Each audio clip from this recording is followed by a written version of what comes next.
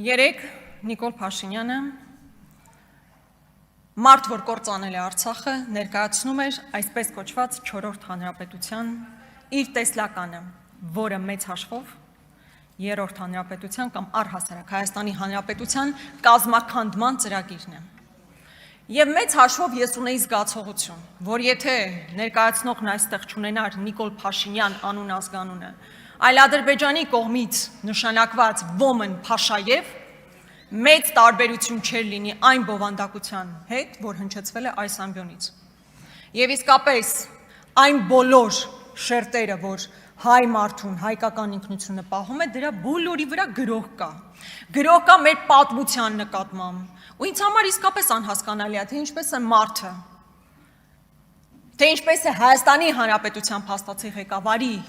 եւ մեր հակառակորդ երկրի ղեկավարի հայացքը, նույնիսկ մեր պատմության նկատմամբ այդքան նույնական, որովհետեւ անհնար է որ նույնական լինեն, կոնֆլիկտ ունեցած երկրներ ենք։ Անհնար էր այդքան նույնական լիներ, բայց նույնական է հայացքը Արցախի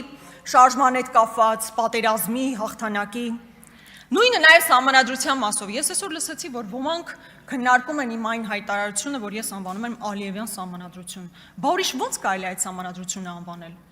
Դուք սահմանադրության մասին փոփոխությունների մասին խոսել եք 20 թվականին, 21 թվականին, 22 թվականին,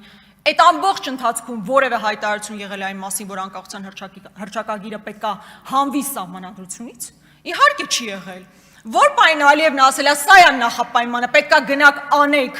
որից հետո հնարավոր է դեռ պայմանագիրը ստորագրի, Նիկոլ Փաշինյանը գնում է հանրային ռադիո, ասում է անկախության հռչակագիրը կարմիր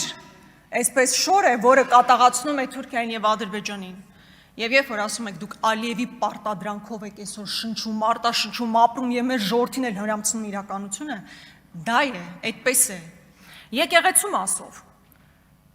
այնինչ գրված է կառավարության ծրագրի մեջ, հակասահմանադրական է։ Ես դեռ հարցի բարոյական կողմը չեմ քննարկում։ Հակասահմանադրական է, որովհետեւ կառավարությունը որևէ առնչություն չի կարող ունենալ եկեղեցու ներքին գործերին, չի կարող ու վերջ։ Իսկ այն ամեն ինչ որ Ռուբեն Ռուբինյանը այստեղից պատմում էր եւ մնացածներն էլ տարբեր իրենց ելույթներում հնչեցնում են, ուզում եմ մի հատ պարզ հարց տալ։ Այդ բոլորը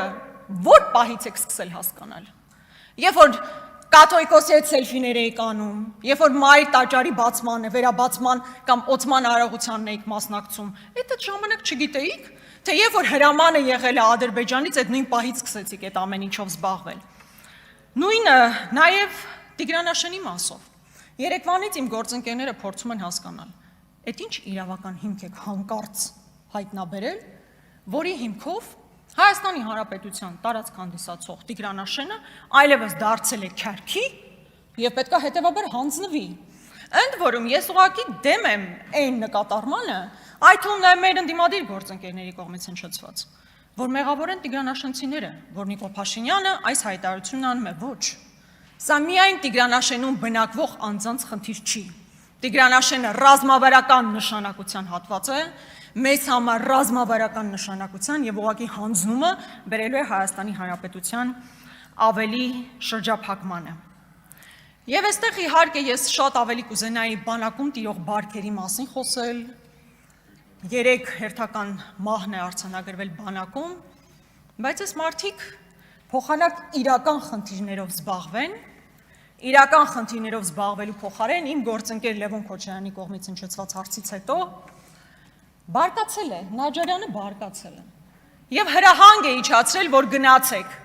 պետք է բոլորը նստեն։ Եվ այդ հրահանգը շատ ուղիղ է հնչում, այնպես չէ, որ սենց ձևականություններ են ուզում անեն, ձևը ուզում են պահեն, չէ, ուղիղ հնչեցվում է հրահանգ, որ պետք է գնալ այս մարդկանց տուն, մտնել իրենց տները, կալանավորել, ձերբակալել։ Եվ ինչն է ամենամեծ ողբերգությունը, որ Նիկոլ Փաշինյանը Հայաստանի Հանրապետության տարածքից դուրս գնում, Ալիևի եւ մյուսների առաջ այսպես վիզը ծուռ կանգնում է, բայց գալիս է այս ամբիոնին եւ Հայաստանի Հանրապետության քաղաքացիներին,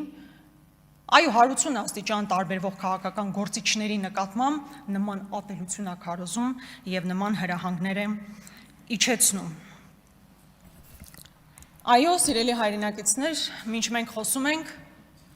ձերբակալվել է Հայաստանի Հանրապետության երկրորդ նախագահան, նրա որդին եւ նաեւ հիմա գործողություններ են, քննչական գործողություն, ինչից այդպես զարմացաք։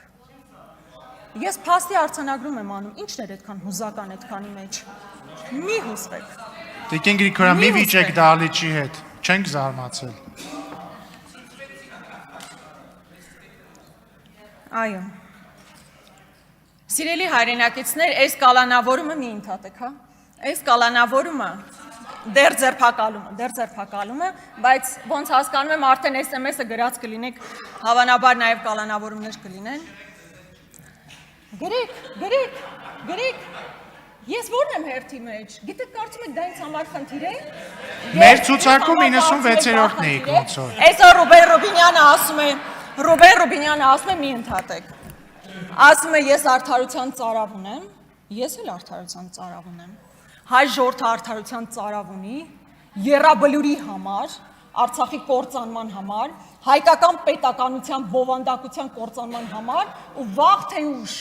կարա վաղը չլինի, կարա մի ամսից ու մի տարուց չլինի, հայ ժողովուրդը այդ ծարավը ստանալու է, ես էլ եմ այդ ծարավը ստանալու։ Բայց այդ արդարության ծարավի մասով ասում է նաև, չէ, Երանի արդարության համար հալածվողներին, որտեղ նրանցն է երկնքի արքայությունը։ Մենք չենք էլ վախենում արդարության համար հալածվելուց։ Չենք վախենում, որտեղ գիտենք հանուն ինչի կարող ենք հալածվել։ Հանուն Հայաստանի Հանրապետության, հանուն բովանդակության, հայկական բովանդակության հանրապետության։ Եվ ես որևէ վարքյան եւ մեր քաղաքական թիմը չի վարանելու այդ հալածանքներից, ետ չի կանգնելու։ Ես ուղղակի ուզում եմ, որ դուք դա իմանաք։ Սիրելի հայրենակիցներ, իսկապես սա միայն երկրորդ նախագահի ձերբակալման կամ նրա հետ ընտանիքի հետ առնչվող հարց չէ, որովհետև նախագահ Քոչարյանը մեծ հաշվով 18 թվականից կարող էր չգալ Հայաստանի Հանրապետություն, որովհետև շատ լավ պատկերացնում էր, թե ինչպիսին կարող են լինել հետևանքները, որ նա կարող էր ձերբակալվել եւ փաստացի ձերբակալվեց եւ հակասահմանադրական հոդվածով բավականին երկար ժամանակ բանտարկված էր։ Կարող էր նաեւ դրանից հետո, երբ դուրս էր եկել, այլևս քաղաքականության մեջ չլիներ, բայց եւ նաեւ հիմա, բայց սա անձնական հարց չի, իսկապես սեղանին դրված է հայկական պետության հարցը եւ ես անհոգնել սրա մասին խոսելու եմ։ Սա ոչ թե 4-րդ հանրապետության թևակողման process է, այլ հայկական պետականության, հայկական բովանդակության պետականության կազմաքանդման process է։ Եվ մենք փորձելու ենք մեր հնարավորությունների սահմաններում, իհարկե փորձելու ենք ամեն ձև խոչընդոտել ու կալանավորումը, հալածանքները որևէ խնդիր չեն առաջացնելու, հաջորդը կարող եք իմ մասով SMS գրել, եւս խնդիր չեմ տեսնում։ Բայց ես նաեւ երբեմն մտածում եմ, հատկապես Քոչարյանների նկատմամբ ատելությունը, երբեմն փորձում եմ հասկանալ, թե ինչով է պայմանավորված։ Եվ ես հասկանում եմ, որ մի քանի պատճառ կա։ Առաջինը հավանաբար, որովհետև նախագահ Քոչարյանը Արցախից է, եւ դուք էլ ինչպես հիմա պարզ է դառնում, առաջ պարզ չէր, ամբողջությամբ Արցախատյաց եք։ Ես սա ցավով եմ ասում նաեւ որպես մարդ, ով ժամանակին ձեզ սատարել եմ։ Ու ես չգիտեմ այդ ատելությունը Արցախի նկատմամբ որ փուլից է գեներացվել։ Դուք ատում եք հավանաբար նաեւ նախագահ Քոչարյանին, որովհետև ձեզ հետ չի պայմանավորվել։ Ինչպես շատերը 18 թվականից հետո ձեզ հետ պայմանավորված դուրս են եկել կամ պայմանավորված հետ չեն եկել։ Եվ նաեւ այն պատճառը, որ ինքը հաղթած երկրի ղեկավարը։ Երեք դուք այստեղ մի նկատառում եք անում, որ գիտեք, այդ ձեր հաղթած նախագահին ես հաղթել եմ։ Բայց դա ձեր հաղթածի կեցվածքա։